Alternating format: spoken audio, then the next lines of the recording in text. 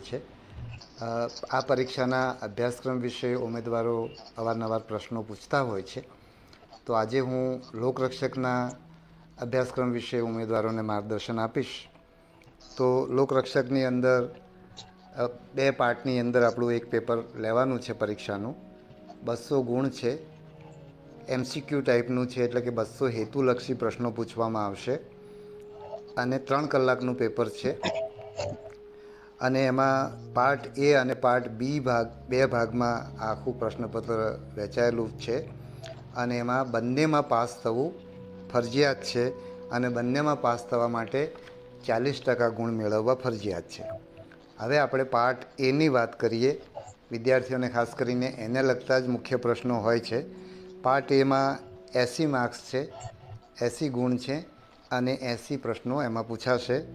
અને બંનેમાં હેતુલક્ષી પરીક્ષા છે અને બંનેની અંદર ખોટા પ્રશ્ન માટે માર્ક્સ કપાવવાના છે. 0.25 માર્ક્સ એની અંદર કપાવવાના છે, એટલે કે નેગેટિવ માર્કિંગ છે. હવે પાર્ટ એના અભ્યાસક્રમની વાત કરીએ તો રિઝનિંગ અને ડેટા ઇન્ટરપ્રિટેશન, ક્વોન્ટિટેટિવ એપ્ટિટ્યૂડ અને કોમ્પ્રિહેન્શન.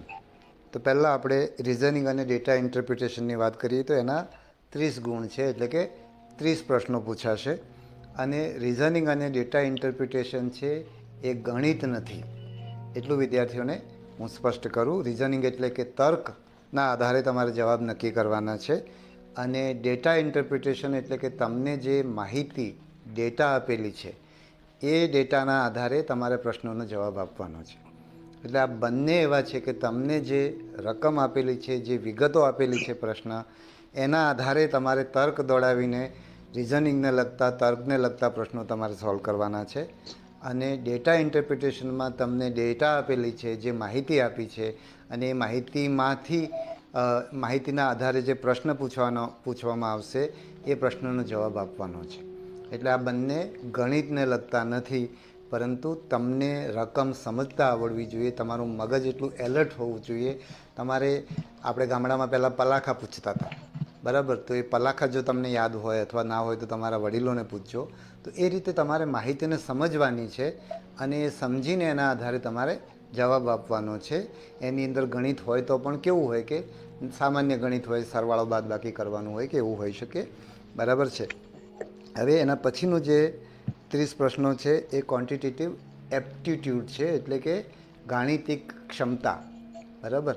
એટલે એની અંદર તમારું ગણિત આવી શકે, બરાબર છે?